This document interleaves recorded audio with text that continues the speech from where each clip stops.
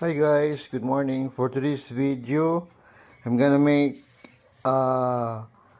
binukid style na adobong paksiw na isda. Ito po yung gagawin ko guys. Ito po yung nakikita nyo ngayon. Ito po yung mga components or ingredients na kailangan natin para maluto natin yung gusto natin. So watch out guys kung paano at kung how does it taste like. See you in a bit.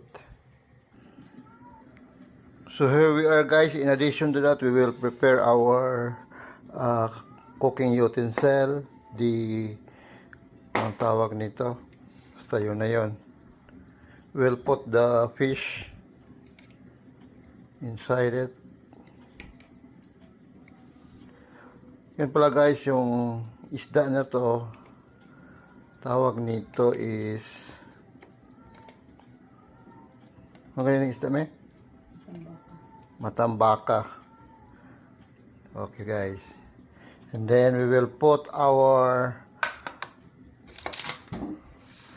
lamas. First, the sibuyas. Ito yan, sibuyas. Sibuyas. Okay. Sibuyas, kamates,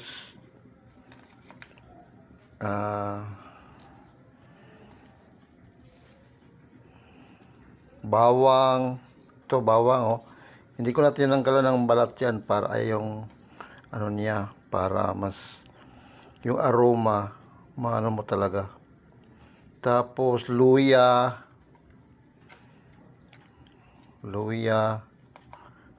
Tapos ito, itong tawag nito, yung ano tawag nito? Siling ano, sa siling maanghang. Kulikot eh. Bom yung kulikot eh. Kulikot man yun na red. Siling maanghang yan ha. Tapos red bell pepper. Lagyan ko rin siya. Okay. Ganyan siya no. Yan ang kabuuan ngayon. Tapos we also add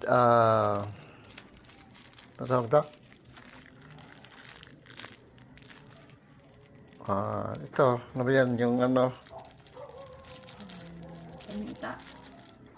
English. So, paminta. We add paminta. Then we put some salt also. Pepper man yun. Corn.